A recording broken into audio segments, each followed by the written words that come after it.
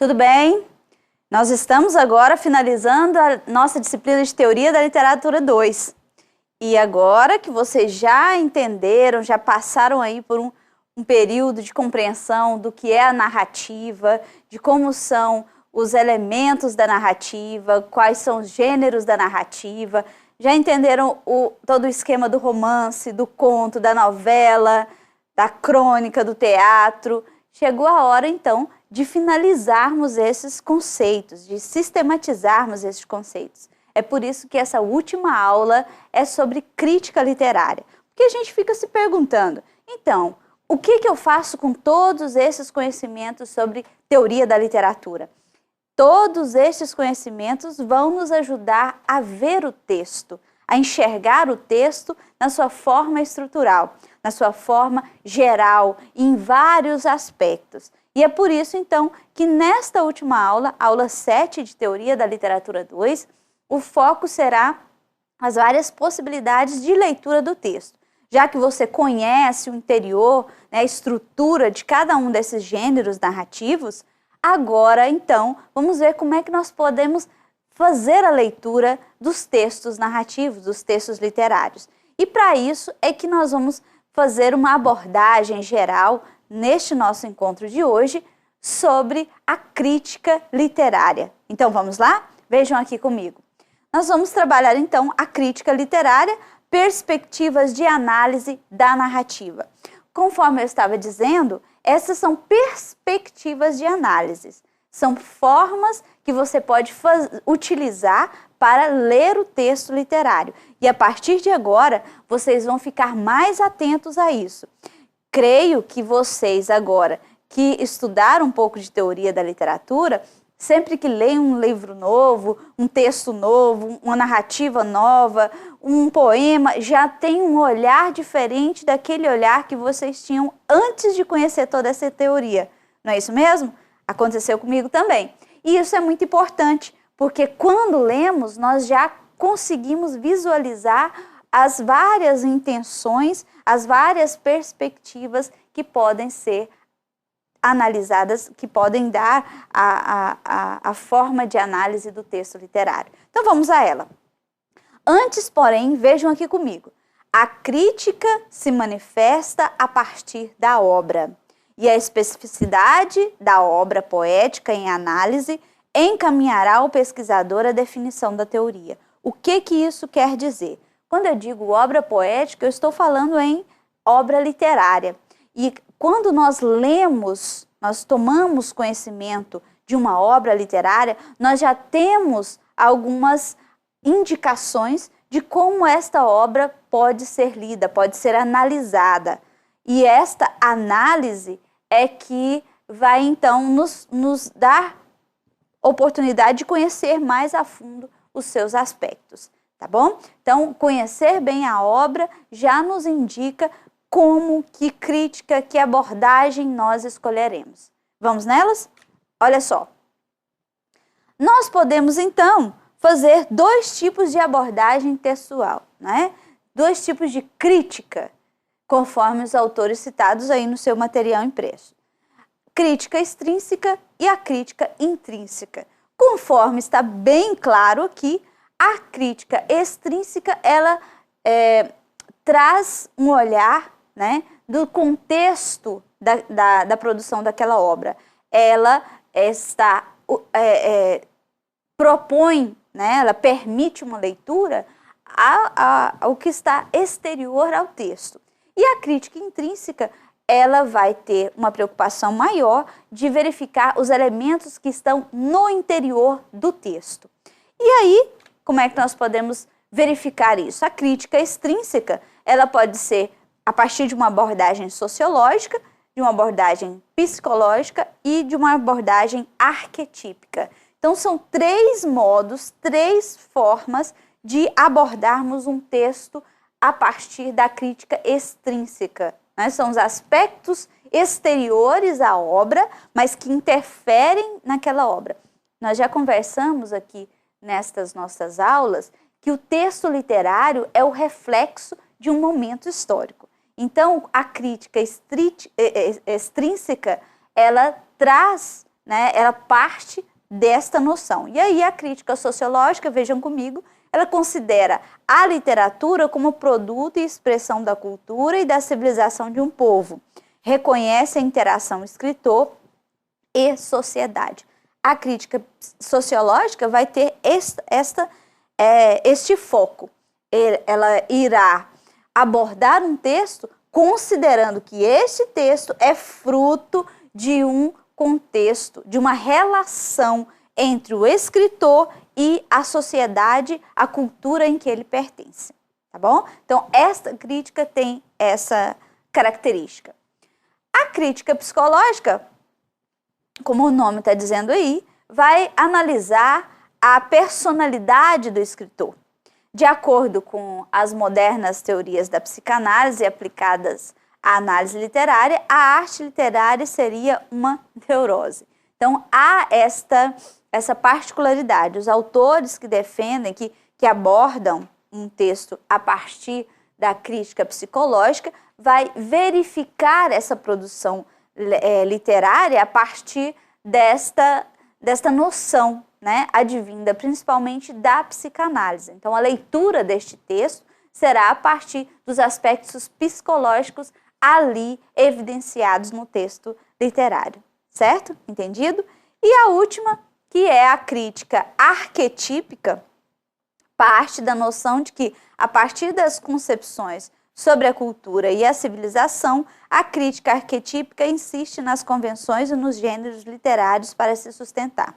A crítica arquetípica tem como principal elaborador dessa teoria o historiador, o pesquisador, o crítico Northrop Frye, que tem na sua Anatomia da Crítica, ele faz um tratado, né, sobre as abordagens de como se pode analisar um texto a partir dos arquétipos, né, dos modelos, e que esses modelos, né, esses elementos estão inseridos ali no texto literário e que podem ser abordados, né, podem ser analisados a partir da crítica arquetípica. Então, a crítica extrínseca, né, que considera os elementos externos do texto, ela pode ser sociológica, psicológica e arquetípica. Anotem aí, entendido?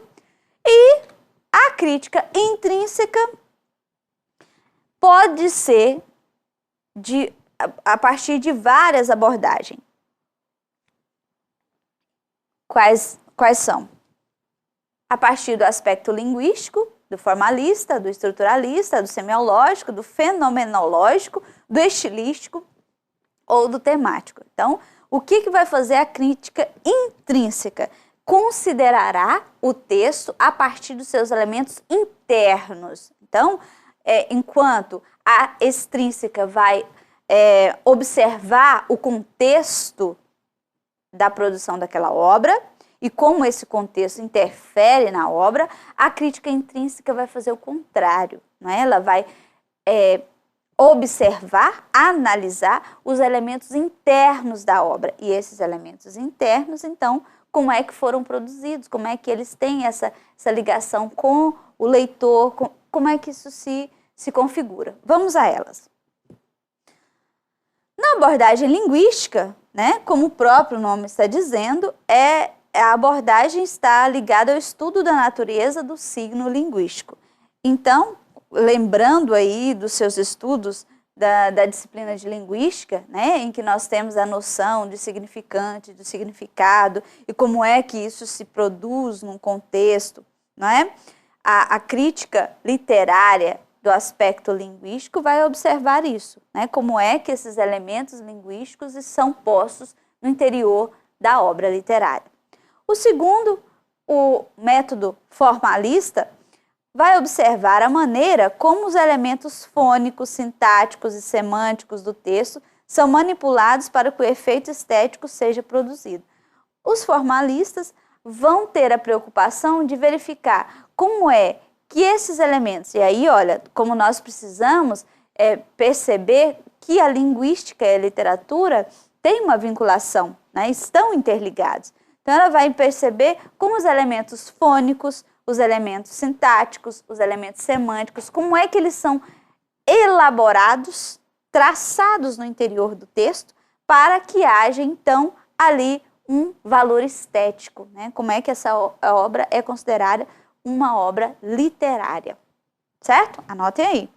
Depois, nós temos a crítica estruturalista, que é o estudo da literatura a partir das noções de forma e estrutura.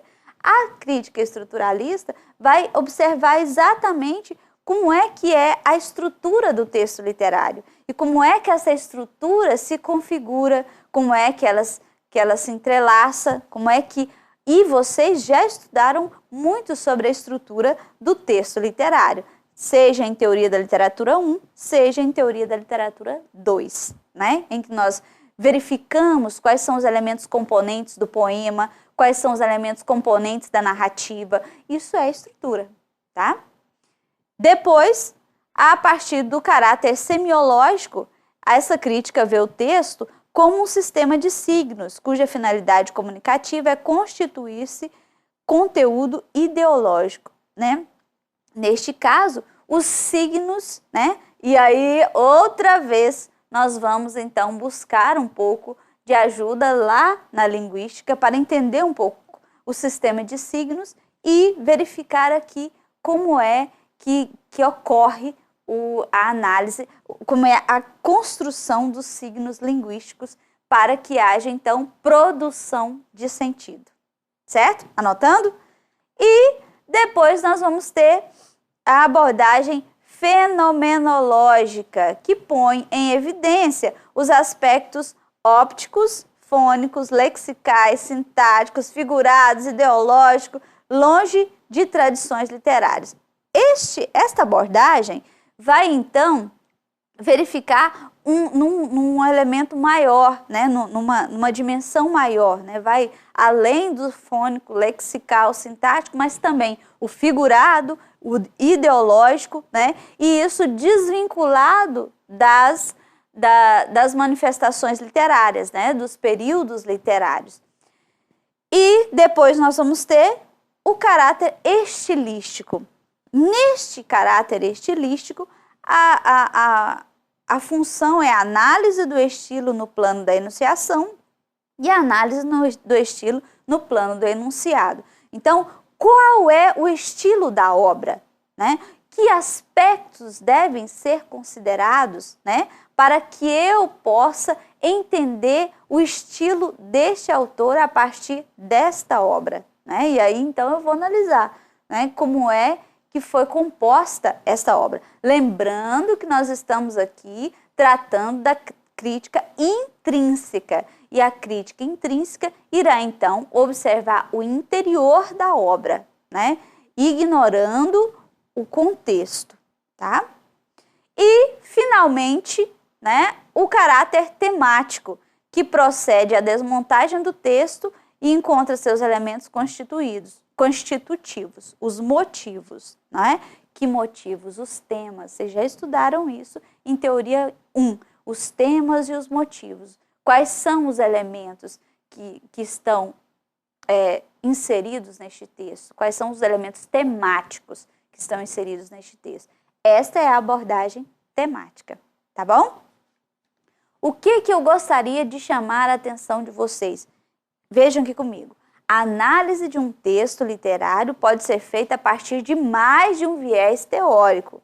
O professor deve ter consciência de qual a teoria está sendo utilizada na análise de determinada obra. Por que é importante esse nosso conhecimento das várias teorias? Porque quando nós fazemos a leitura de um texto, este texto, como nós falamos no início da aula, vai nos indicar as possibilidades de leitura. E muitas vezes nós utilizamos mais de um viés de análise, de crítica literária. E isso vai proporcionar uma crítica mais completa. E por que é importante que você, estudante do curso de letras e professor da área de literatura, deve compreender, deve compreender que a análise da literatura, né, a análise literária, deve levar em consideração tanto os aspectos externos da obra quanto os aspectos internos a ela, tá? E o professor tem que ter essa noção porque vai ensinar aos seus alunos a ver a literatura de várias formas, tá certo? Este é o nosso recado. Teoria da Literatura 2, nós vimos todos os aspectos ligados ao texto narrativo. E finalizamos aqui com as várias possibilidades do texto literário, né? Estes conhecimentos de Teoria da Literatura 1 e Teoria da Literatura 2 são elementos que vão nos acompanhar durante todo o curso de letras, seja nas literaturas de língua portuguesa, seja nas literaturas de língua espanhola. Isso é muito importante para que você tenha uma clareza maior sobre como é que se deve ler o texto literário, certo? Não se esqueçam, leiam muito. O professor deve ser um bom leitor para estimular os seus alunos a ler mais. Leia muito e até a próxima. Tchau!